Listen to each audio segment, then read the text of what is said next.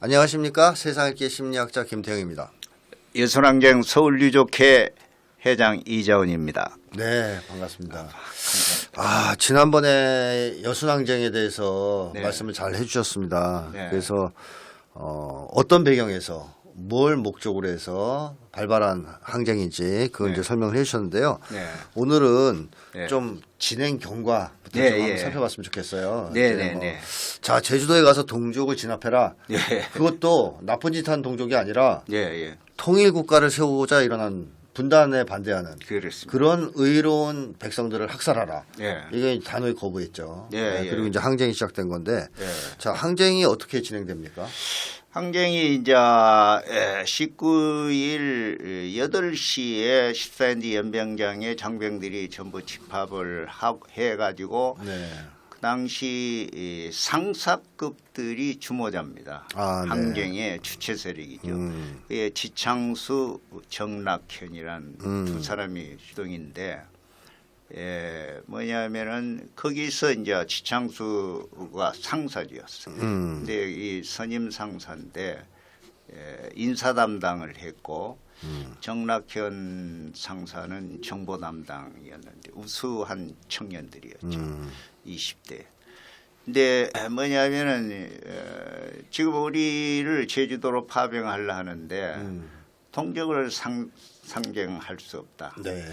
그리고 우리는 자주통일국가와 모든 이 나라 통일국가를 만들어야 되는데 이승만 정권은 미군과 함께 지금 제주도에 치열하게 인민들을 학살하고 있기 때문에 참가할 수 없다. 네. 그리고 이 배후 조정을 하고 있는 미군은 즉시 철수를 하라. 네. 이걸 내걸고 이제 뭐냐면 연설을 해서 무기고를 전부 이제 뭐냐면은 털어가지고 네, 점거하고. 이제 무장을 하죠. 네. 그게 한 2,400 정도 된다고. 병사들, 군인들이. 연명령이 뭐. 그래서 이제 뭐냐면은 그걸 반대하는 이제 뭐냐면은 중견 간부 위에 지휘관 장교급들. 장교급들 네. 이제 대대장이든지 네네. 중대장이든지 소대장이 나오면은 전부 사살을 하죠. 그래서 한 상당수가 한 30명에서 40명 정도 죽습니다. 반대하는 지휘관들을 지휘관이 죽었죠. 근데 그 중에는 이제 상당히 당시 지하 조직이 돼 있는 남도당에 가입했던 중견 간부들도 포함되어 있습니다. 그런데 지하당 조직이 당시는 선 조직이 아니고 점 조직이니까 알 수가 모르죠. 모르니까. 전혀 모르죠. 네. 그래서 이제 많이 희생당한 분도 있어요. 그래가지고 거기서 한 4km 됩니다. 여수 시내까지. 네. 그 교회에 14년대 주둔지가 지금은 관광지가 돼가지고 역사적인 투어의 거점이 되어 있지만은 지금 하나가 그 토지를 사용하고 있습니다. 근데 그 뭐냐면은 4km 되니까 12시경에 여수 경찰서를 이제 장악을 합니다. 네. 이제 순경들이 한 80명 정도 항전을 하지만 게임이 안 됐죠. 그렇죠. 네. 그래가지고 완전 12시에서 완전 장악한 건 1시경 되는 거죠. 그러니까 이제 총소리 나고 그러니까 시민들이 불안을 떨고 무슨 영문인지 몰랐죠. 네. 근데 아침 자고 일어나니까 이제 완전히 14연대가 봉기를 했다. 항명을 했다는 걸 알게 됐습니다. 근데 아침 10시, 그러니까 20일이죠. 근데 20일 5시에 열차를 타고 시선 주력 부대가 순천으로 진입합니다. 네. 그래서 순천을 완전히 또 해방합니까? 장악을 해서 뭐냐면 인민위가 결성되고 여수시는 21일 10시에 당시 4만 인구였는데 3만의 군중이 지금 그 이순신 장군 동상이 있는 광장 거기 거북선이 설치되어 있고 지금 관광지입니다. 거기에 다 모여가지고 인민대회를 엽니다. 이게 잠깐만요. 중요합니다. 가만있어요. 4만 명의 시민이 있는데 3만 명이 모였다. 네. 그러면 그 당시에 애들 뭐 노약자는 빼고 다 모인 거예요? 거진 다 왔다고. 그러면 이 항쟁이 압도적인 민중의 열렬한 지지. 인민의 지지를 받을 수밖에 없었죠. 아, 예. 그걸 보여주는 예. 하나의 상징적인 장면이네요. 이제 긴급한 과제가 뭐냐면 식량 배급 문제였는데 제일 네. 먼저 식량 영단에 가가지고 창고를 열어보니까 쌀이 썩어 돌았어요. 아, 그렇군요. 그러면 어허. 그래놓고도 쌀이 없다고 배급을 안 했죠. 네. 돈이 있어도 쌀을 사 먹을 수가 없어요. 쌀을 구경을 못 하니까. 아, 다 공출을 받아가지고. 그렇게 이제 엉망진창을 만들어 놓은 거죠. 그러면 이제 이 부대 봉기군이 예. 식량 창고를 열어서 식량도 배급하고 사람들한테. 그리고 이제 은행에 그 당시 뭐 부르주아들만 저금을 했기 때문에 서민들이 어떻게 뭐 먹고 사는. 근데 그 돈을 전부 뭐 영세 상공인 그다음에 자영업자 이런 사람들에게 융자를 해주고. 아, 융자. 네. 그다음에 이제 뭐냐면은 공무원들 전부 소집을 해서 자발적으로 협력 체제를 완전히 행정을 하죠.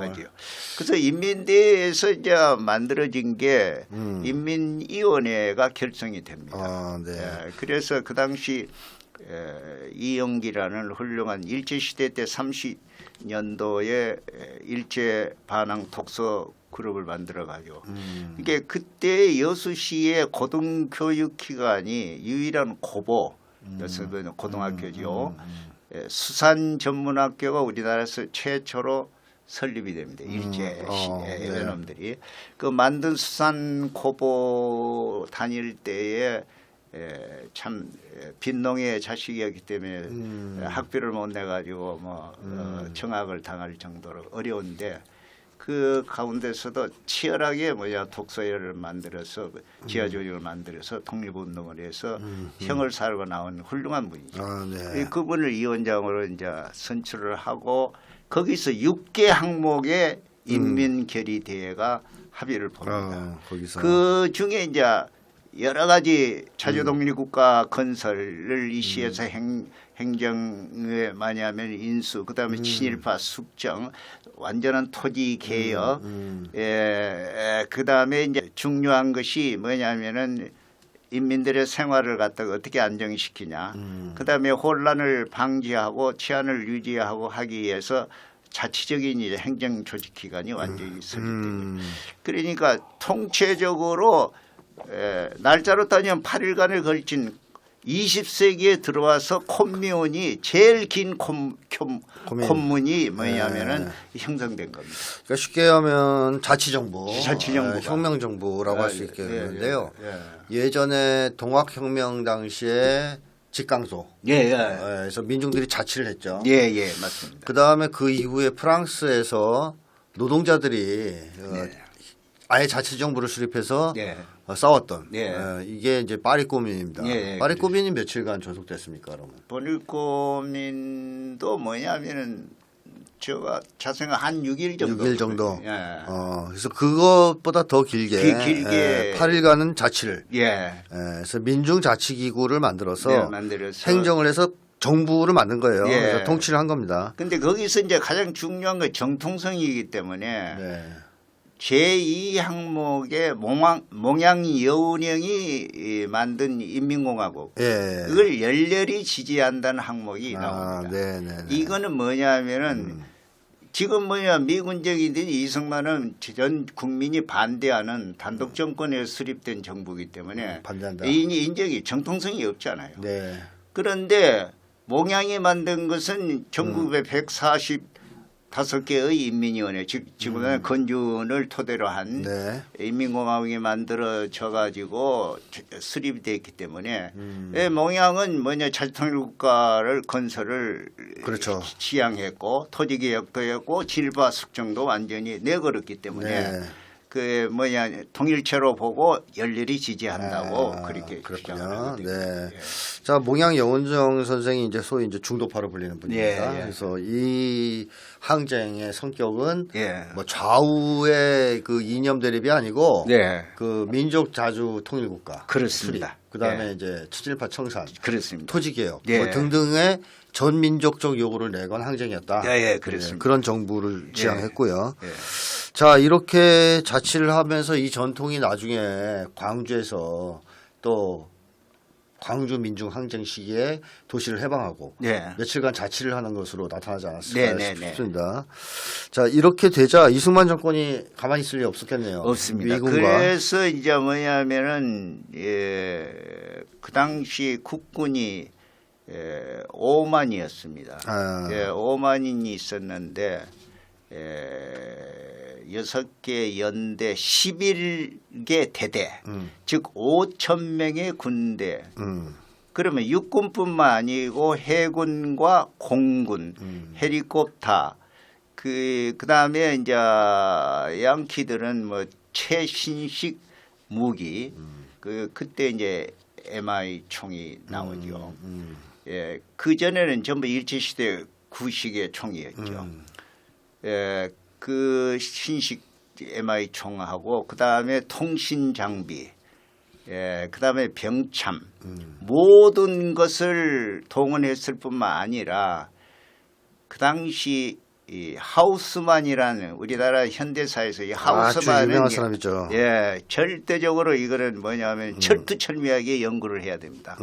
하우스만이 82년도까지 있다가 귀국을 해서 죽었는데 일부 서울대 교수가 된 분이 뭐냐면 가서 자료를 가져와서 3년 전에 그 서한짐 비슷하게 전체적인 것은 내용은 한국 현대사에 그가 관여했던 것은 아직도 다 드러나지 않았고 안 나왔어요. 그런데 네. 일부가 이제 그 나왔는데 이 하우스만이 총지를 대의에 불과하는데 실제로 사령관 별자리도 꼼짝 못할 정도에 그렇게 이제 뭐냐면은 하디 사령관의 고문 역할을 하면서 한국 군을 창설한 사람입니다. 그렇습니다. 네, 지휘하고. 네, 그리고 우리나라 현대사의 올류 군사 쿠데타 박정희, 그 전두환 등장 모든 뭐냐면은 중요 사건마다 중요한 정치적인 큰 격변기에는 전부 관여를 하고 해왔습니다. 그러니까 쉽게 얘기하면 한국을 지배하는 이 미군 내에서도 거의 이제 브레인 중에 제 핵심적인 브레인이라고 하죠. 하우스만이다 실세. 그의 지휘를 받으면서 이제 토별이 시작됐죠. 그러니까 쉽게 얘기하면 4.3 제주 항쟁과 여순 항쟁도 하우스만이 주도해서 진압했다. 그렇게 보시면은 뭐 그게 그렇죠. 정강입니다. 그래도 무방하지 않다. 그렇게 해서 23일 날 이제 순천이 탈환됩니다. 국군에 의해서. 그래서 주력 부대인이 14연대 본계했던 주력 부대는 23일 오후에 간양 백운산을 본거지로 하는 뭐냐면은 지리산으로 입산을 소위 이제 빨치산이 되는 그게 거죠. 이제 구빨치 투쟁의 시작입니다. 예.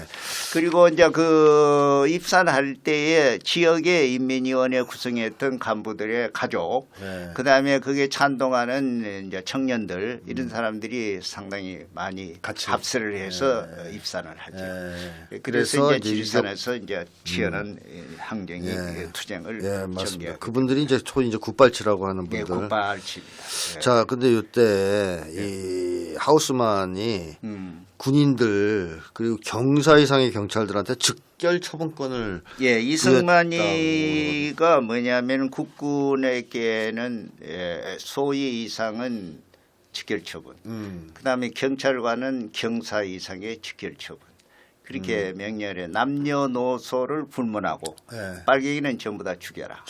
이렇게 명령을 내립니다. 근데 이렇게 즉결 처분권을 주면 뭐 엄밀한 조사, 심사에 의해서 즉결 처분을 했겠습니까? 그건 없죠. 그게 이제 재밌는 게 여기 뭐는 여기 레지메는 제가 안 썼지만 그 당시 개헌법이 없었습니다. 나오지만 개헌법이 없었어요. 개헌법이 없음에도 불구하고 10월 22일 날 계엄령을 선포합니다. 법 없이. 법이 없는데 이게 참 황당한 일이죠.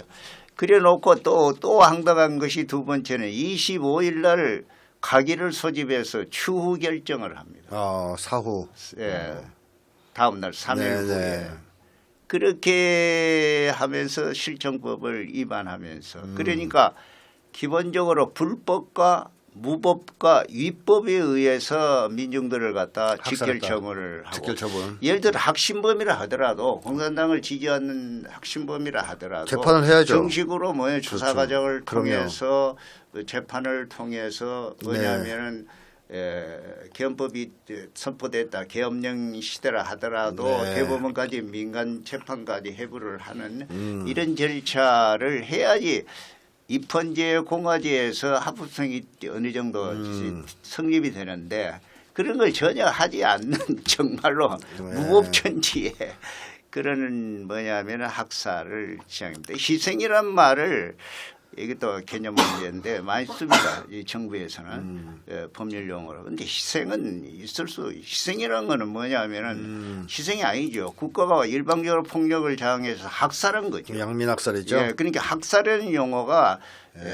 정말 개념상 이러한 직결처분권 때문에 정말 많은 사람들이 억울하게 빨갱이로 몰려서 그냥 죽는 심지어는 사적인 복수까지도 하는 일이 이제 발생한 거 아닙니까?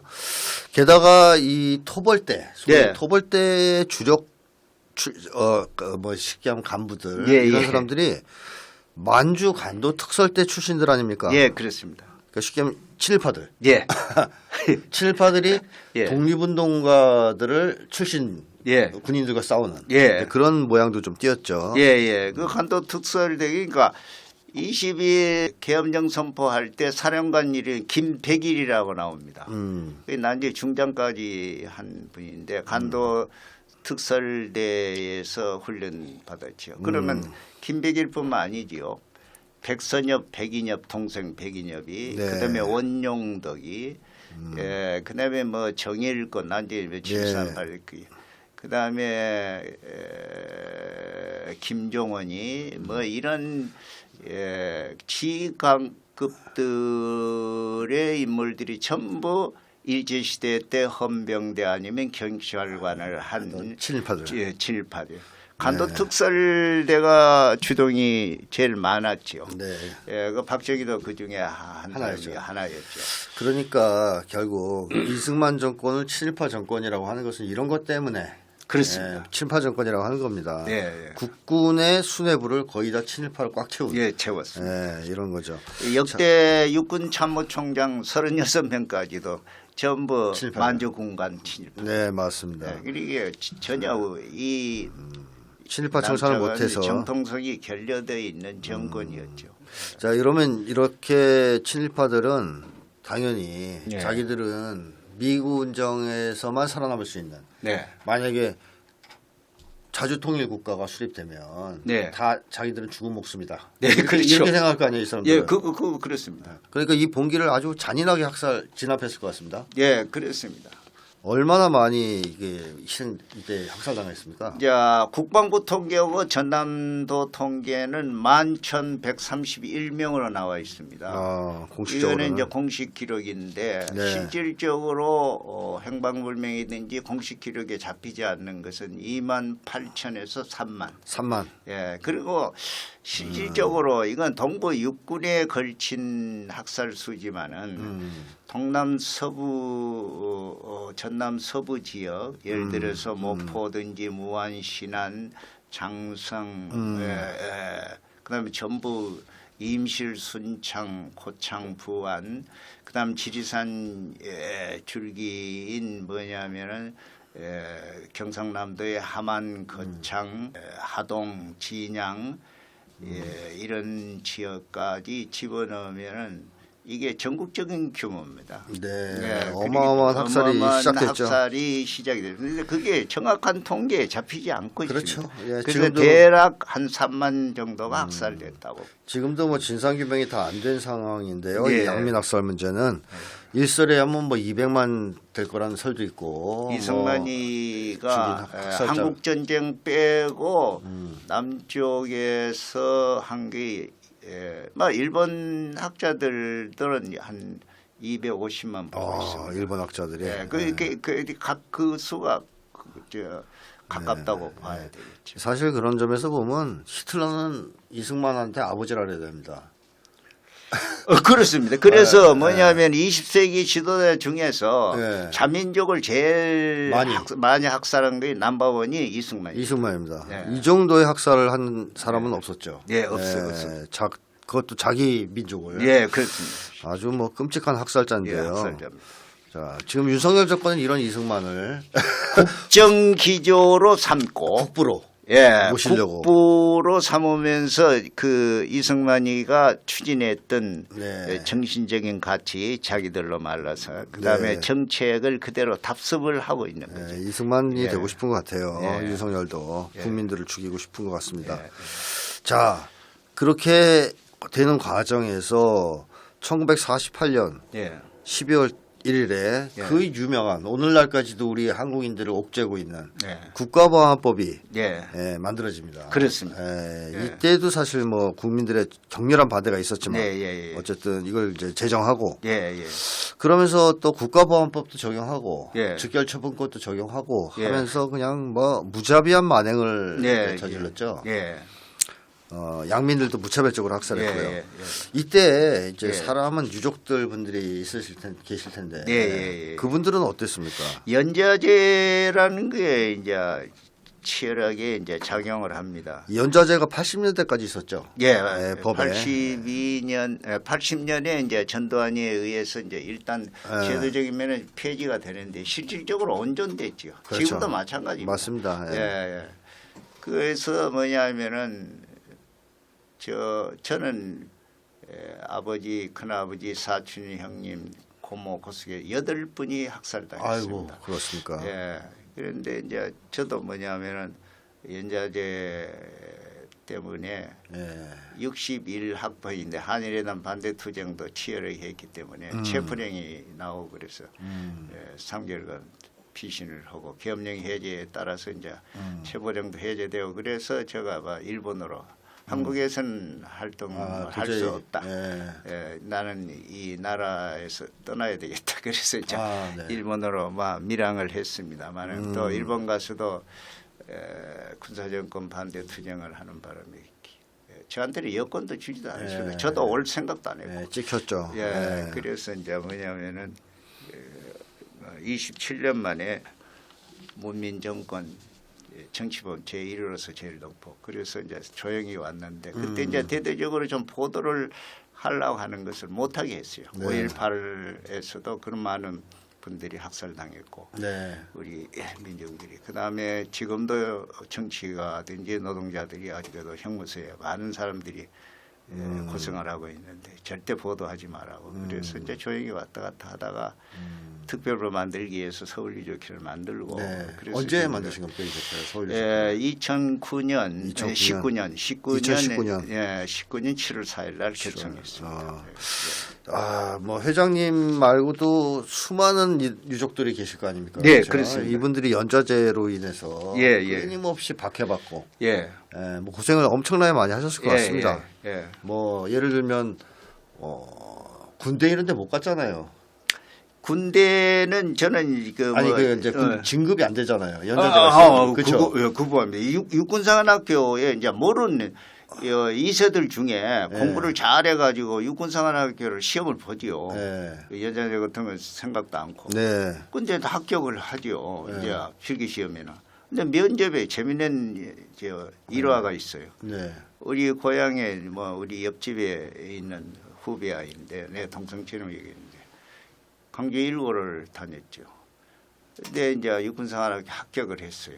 그런데 면접 하려고 들어가니까 면접관이 야 이 새끼야, 네가 여기 뭐라 왔어?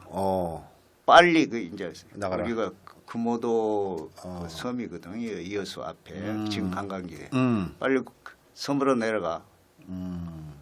욕을 하면서. 그러니까 쉽게 얘기하면 이 연좌제로 인해서 성공과 출세길이 다 막히는 겁니다. 그렇습니다. 박해를 받았을 뿐만 아니라 이제 공부를 아무리 잘해도 그래서 굉장히 많은 분들이 좌절했고요. 사실상 대우그룹 회장인 김우중도 형과 아버지가 북에 월북했기 때문에 연좌제 때문에 기업가 됐다고 볼 수 있어요. 그렇죠, 그렇죠. 이 사람이 할 게 없어가지고. 그러니까 예, 이게 참 한국 문명국가에서 용인할 수 없는 연좌제가 그렇습니다, 그렇습니다. 유족들을 정말 괴롭혔고요. 이게 명목상 폐지됐지만 지금까지도 뭐 그렇죠. 그런 거 따지는 세상이니까요. 뭐 연장 진행형입니다. 네, 그렇습니다. 자, 그래서 사실상 이 여순 항쟁은 그 뒤에 면면이 좀 그 전통이 이어졌다라고도 볼 수 있을 겁니다. 물론 그 당시에 어마어마하게 많은 분들이 학살당하고 유족들이 고생을 하셨지만 결국 1980년에 광주 항쟁을 뒷받침한 뿌리 아니었을까요? 그렇습니다. 그러니까 32년 만에 5.18 민중항쟁이 일어났는데 14연대 교훈을 생각했으면은 절대로 그런 학살이 자행이 안 되죠. 있을 수 없는 일이었죠. 그러니까 이거는 뭐냐면은 14연대 항명 봉기가 우리 현대사에 던지는 커다란 교훈적 가치가 크다고 봐요. 네, 그렇습니다. 언젠가는 또 여기에 대해서 진상도 좀 더 명확하게 규명되고 그래야 될 것 같습니다. 자, 그래서 어쨌든 다행히 지금 항쟁 발생 73년이 지난 2021년 6월 29일 21대 국회에서 특별법이 통과됐다고요. 됐습니다. 자, 이 통과가 되면 특별법이 통과돼서 어떻게 진상규명 명예회복 이게 좀 진도가 나갔습니다. 오늘 좀 중요한 이야기이기 때문에 이게 지금 뭐냐면은 불행하게도 윤석열 정권이 된 후에 신청 기간이 1년 동안에 7,465명이 신청을 했습니다. 그런데 그 지난 6월 18일자로 9.5%밖에 810명밖에 인정을 안 주는 안 돼 있습니다. 또 성렬이가 문제군요. 그러면 10사람 중에 9사람이 지금 기다리고 있는데 지난 10월 17일 날 한 400 정도 했다 그러니까 그게 지금 오늘 내일 사이에 다 결정 통지서가 올 겁니다. 그것까지 집어넣더라도 불과 한 2, 3%밖에 안 되죠. 그러니까 이거는 지금 있을 수 없고 벌써 뭐냐면은 진상조사가 시행되는 기간이 지난 10월 5일 날 법적으로 끝난 겁니다. 그래서 이제 국회에 개정법안을 넣어가지고 현재 지금 연장을 2년 더 해야 되겠다는 거예요. 근데 가장 중요한 것이 아까 이제 누누이 이야기하는 이제 반란이라는 용어가 다시 재생하고 있는데 교과서의 9개 출판사 중에서 5개 출판사가 반란이라는 용어를 전부 다 수록을 했죠. 근데 지금 조사를 해보니까 재밌는 게 뭐냐면은 한 군데 기독교 관계의 고등학교 한 군데만 채용을 했고 전부 거부를 했습니다. 그만큼 이제 아마 상당히 뭐냐면은 그런 면에서는 좀 안도감이 나옵니다. 근데 이게 뭐 이승만 정신계승이라 그러니까 14연대 반란이라는 용어를 이제 도입시켜 가지고 반란에 부역을 했고 협력을 했던 유족들은 무조건 유족에서 배제를 한다는 방향으로 가져간 거예요. 그런데 이걸 진상조사 보고서가 중요합니다. 왜냐하면은 보고서는 뭐냐면은 국가폭력을 인정을 하는 방향으로 4.3 예를 보면은 해서 노무현 대통령이 제주도에 가서 사죄를 하고 전 국민한테 사죄를 했잖아요. 거기에 따라서 후속 조치가 전부 일어난 거죠. 평화공원 묘역도 만들고 배상도 조치도 하고 뭐 모든 지원 태세가 나와요. 그건 당연한 거죠. 국가가 폭력을 저질렀기 때문에. 그런데 진상보고서를 작성하려고 하는 이 14연대 반란이라는 용어를 자기들이 이 멋대로 쓸 수가 없으니까 그 진상조사 보고서 이원을 갖다가 실질적으로 자동 케이스로 들어오는 거는 5명은 이제 정부의 강요들이 공무원들이 들어오는데 9사람 민간인에 참가를 하게 돼 있습니다. 근데 유족도 들어가고. 근데 거기에 어떻게 특별법이 어떻게 규정이 돼 있냐 그러면 공정하고 뭐냐면은 전문적인 지식을 가진 사람들로서 구성을 하게 돼 있습니다. 네. 그런데 이게 지금 뭐냐면 9사람 중에 5사람이 뉴라이트로 형성돼 있습니다. 여기에 뉴라이트가 예, 들어왔습니다. 들어와 가지고 그거 이제 그 단장 완전히 단장 역할을 맡고 있는 경북대학 교수의 허준호라는 교수인데 네. 이승만 정신 찬양의 열렬히 지지자들이에요. 전부 다. 그 사람들이 들어왔어요. 네, 그래서 제가 이제 질문을 했죠. 5사람들하고 좀 옛날 회장단들하고 회의를 할 때 지금은 5분이 오셨는데 5분 중에서 여순항쟁에 대한 저서가 있으면 공개를 하세요. 제가 공부를 좀 하겠습니다. 그다음에 논문이 있으면 소개를 하니까 한 사람도 소개하는 사람이 없이 전부 고개를 숙이고 있어요. 그러니까 이게 지금 뭐냐면은 진상조사 그래서 우리가 지금 해체 투쟁을 제가 지난 2월 달부터 6월까지 6개월 동안 행정안전위원회 앞에서 여수 지원단 앞에서 계속 매일 수요일 날 1시에서 2시까지 뭐냐 성토 대회를 했습니다. 네. 거기에서 제가 지금 다 가지고 있지만 자료를 이승만이 어떤 현대사에 어떤 역할을 했냐 하는 것을 전부 폭로하는 이야기를 하면서 뭐냐면 해체론을 좀 주장을 했습니다. 그런데 지금 그런 형편이 그러니까 결국 이 진상조사도 민주정부 하에서는 조금 순조롭게 진행이 될 듯 했는데 예, 그렇습니다. 이승만을 칭찬하는 윤석열 정권이 들어서면서 엉망진창이 엉망진창이 돼 있습니다. 원점으로 돌아가는 방향으로. 이 윤석열을 어떻게 좀 해야 되겠습니다, 빨리. 그렇죠. 이게 이제 나라가 지금 엉망진창입니다, 정말. 자, 어쨌든. 뭐 시간이 되면 더 많은 얘기를 들으면 좋겠는데요. 일단 요 정도로 마무리를 하기로 하고요. 마지막으로 그 하고 싶은 말씀 있으시면 정리 말씀을 좀 해주십시오. 지금 우리나라 역사 교육에 있어서의 가장 중요하다고 할 수 있는 민중항쟁 사건 1946년 10월 2일 대구 민중항쟁 그다음에 47년 뭐 3월 2일부터 발월돼 가지고 투쟁했던 제주 4.3 민중항쟁 그다음에 이제 10월 19일 날 여순항쟁 그다음에 80년 5.18 민중항쟁 이게 4대 민중항쟁이라고 봅니다. 근데 이 4대 민중항쟁에 대해서 정교조에서 교육을 못할 정도로 돼 있어요. 실질적으로 그 내용이 양심적인 교사들이 이거는 국가보법 체제입니다. 그러니까 이 국가보법은 헌법이 하위법이잖아요. 하위법이 상위법을 구속하고 있는 이게 입헌공화제 민주주의 체제에 있을 수 없는 일입니다. 이게 부끄러운 일입니다. 이게 야만국가 체제죠. 그러니까 문명국가로 가고 정말 우리가 윤리적이고 도덕적이고 정신적 가치를 풍요롭게 느낄 수 있는 자유스러운 사상의 자유를 획득하기 위해서는 절대적으로 여순항쟁 한 달 후에 제정된 국가보훈법을 폐지해야 되지 않는가 봅니다. 지금도 가택 수색이든지 뭐 영장을 발부해 가지고 재판에서 전부 다 무죄가 나올 정도가 되지 않아요. 이런 엉터리 집단들이 아직까지도 활기를 치면서 이 나라를 지배하고 있다는 데서 저도 지금 84년간 살아오면서 여성이 언제 끝날지 모르지만은 정말 통탄하지 않을 수 없는 여순항쟁에 대해서 짤막한 시간이지만은 여러분들도 많은 연구를 해주시고 참고가 됐으면 정말 감사를 하겠습니다. 오늘 정말 이렇게 자리를 마련해 주셔서 감사를 드립니다. 감사합니다. 지금 연세가 84세이신데 엄청 정정하십니다. 제 부디 윤석열도 오래 사셔서 윤석열 감옥 가는 것도 보시고 그리 하겠습니다. 그러십시오.